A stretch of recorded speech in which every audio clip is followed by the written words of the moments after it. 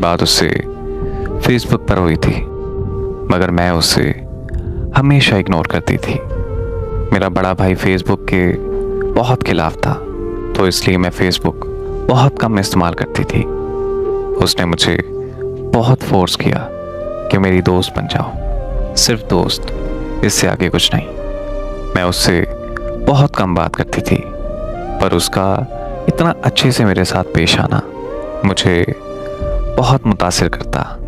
फिर बात गहरी दोस्ती पर पहुंच गई। मैं लड़की होकर भी सब कुछ सच बोलती, मगर उसने कभी सच बोला ही नहीं था। इतनी इज्जत कोई मर्द किसी औरत को नहीं दे सकता जितनी इज्जत उस लड़के ने मुझे दी। हमारी बात होते होते फेसबुक से व्हाट्सएप पर पहुंच गई। हमारी दोस्ती इतनी गहरी हो गई कि हमारा एक दूसरे के बिना 1 मिनट भी गुजारा नहीं होता था। मेरी कज़न भी हमारे बारे में सब कुछ जानती थी। वो इंग्लैंड में रहता था, टाइम का वहाँ बहुत फ़र्क था। वो अपने बिस्तर से बाद में उठता था, पहले मुझे मैसेज करता था, फिर नाश्ता बनाते बनाते काम पे जाते हुए भी बात करना, क्योंकि काम के दौरान कॉल पर बात करना उसके लिए बहुत मुश्किल होता था। फिर रमज़ान आ गया। उसने मुझे कहना कि नमाज पढ़ा करो, रोज़ा रखा करो। मुझे तो काम की वजह से टाइम नहीं मिलता। मुझे उसकी ये बातें उसका दीवाना बना गई थी। जब जुम्मे का दिन आता तो उसने मुझे कहना कि चलो शाबाश उठो, जल्दी से जुम्मे की नमाज पढ़ के मुझे मैसेज करो। उसे मेरी आंखें बहुत पसंद थीं। वो हमेशा मेरी आंखों की तारीफ़ करता रहता था। माह रमज़ान गुजरा तो ईद आई, और ईद के रोज़ उसने मुझे थोड़ी सी लेट कॉल की। कहता कि नमाज पढ़ी, फिर दोस्त नाराज़ थे तो उनके पास चला गया। पहले तो मैं बहुत नाराज़ हुई उससे, लेकिन फिर ईद का दिन था तो इस वजह से मैं जल्दी मान गई। मेरा और उसका साथ बहुत अच्छा गुजर रहा था। मैं जब भी नाराज़ हुआ करती थी तो अपना नेट ऑफ कर दिया करती थी। अक्सर वो मुझे कहता था कि तुम नाराज़ हो जाती हो, अगर मैं मर गया तो तुम्हें कैसे पता चलेगा। तो मैं उसे कहती थी कि कोई किसी के लिए नहीं मरता।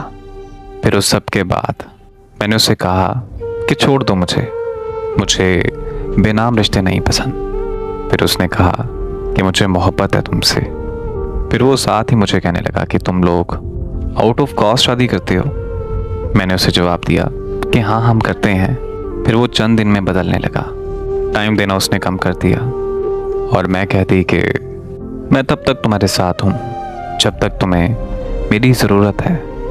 वो कहता है कि प्यार में ज़रूरत नहीं बल्कि साथ की ज़रूरत होती है। मुझे फिर उसके लफ्ज़ों से इश्क हो जाता था। फिर मैं एक दिन उससे नाराज़ हुई क्योंकि उसने मुझे छूने की बात की कि मेरा दिल चाहता है कि मैं तुम्हें छूऊं। मुझे उसकी इस बात पर बहुत गुस्सा आया। पहली दफ़ा था कि किसी ने ऐसी बात की मुझसे। मैं उससे बहुत नाराज़ हो गई और मैंने सुबह से रात तक अपना नेट ऑफ कर दिया। उसने मुझे कहा कि एक दफ़ा मेरी बात तो सुन लो। उसने माफ़ी मांगी तो मैंने माफ़ कर दिया। मेरे माफ़ करने पर भी वो मेरे साथ कुछ ना कुछ गलत बात कर जाता था। वक्त भी कम देना शुरू कर दिया उसने।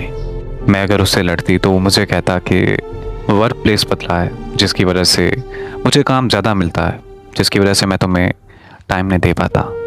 एक दिन नाराज़गी इतनी ज़्यादा थी कि मैं उससे बात नहीं कर रही थी, बस उसे हाँ ना में जवाब दे रही थी।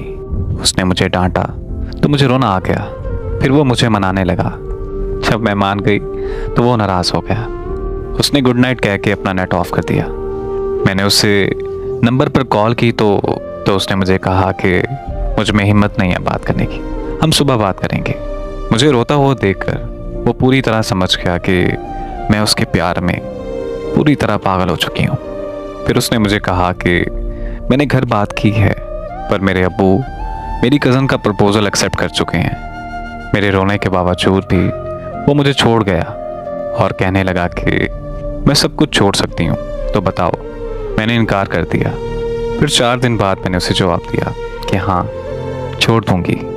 उसने उसी वक्त घर से निकलने का कहा और उसने मेरे से एक सवाल किया कि हम घर वालों को दुख देकर खुश रह सकते हैं। तो वो बहाने बनाने लगा, कहने लगा कि 4 दिन बाद मेरा निकाह है और मेरी लाख मिन्नतों तरलों के बावजूद भी वो लड़का मुझे छोड़ गया। मैंने उसके भाई को देखा हुआ था। मैंने उसके साथ इंस्टा पर राब्ता किया। उसके भाई ने जो बताया वो बिल्कुल उसके बरअक्स था जो वो मुझे बता रहा था कि मेरा 4 दिन बाद निकाह है। उसके भाई ने मुझे बताया कि ऐसी तो कोई बात घर में नहीं हुई और ना ही मेरे भाई का निकाह हो रहा है। जब मैंने उससे राब्ता किया तो मैंने उसे बताया कि मैंने तुम्हारे छोटे भाई से बात की तो उसने तो मुझे बताया कि तुम्हारा कोई निकाह नहीं हो रहा और ना ही तुम्हारे निकाह की बात घर में हुई है। जब मैंने उसे ये सब बताया तो वो साफ मुकर गया और उसने मुझे बुरा भला कहा, मुझे गालियाँ दी और ये सब करने के बाद उसने मुझे ब्लॉक कर दिया। उसकी आईडी भी मेरे पास लॉगिन थी, हत्ता कि उसने वॉइस मैसेज पर भी बात की थी। फिर भी मैंने उससे कहा कि मैं तुम्हें माफ़ करने को तैयार हूँ, मगर वो नहीं माना। उसने अपने दिल पर पत्थर रख लिया था। उसे मेरे रोने पर भी तरस नहीं आ रहा था।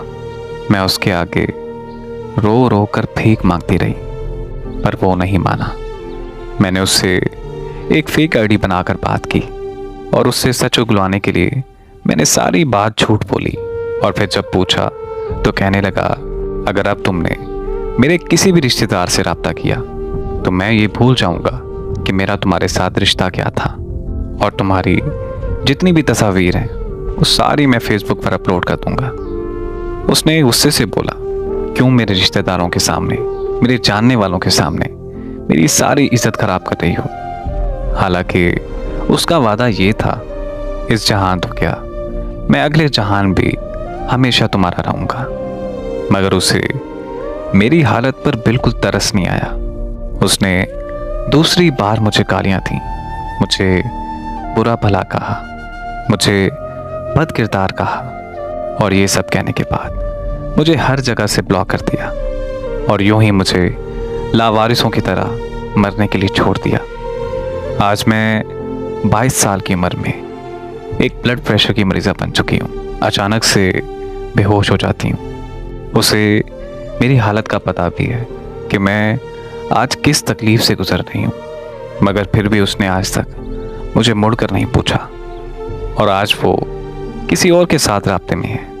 मैंने उसके दूसरे नंबर पर मैसेज किया तो उसने मुझे पहचानने से साफ इनकार कर दिया और तो और उसने अपने गांव का भी नाम सही नहीं बताया था।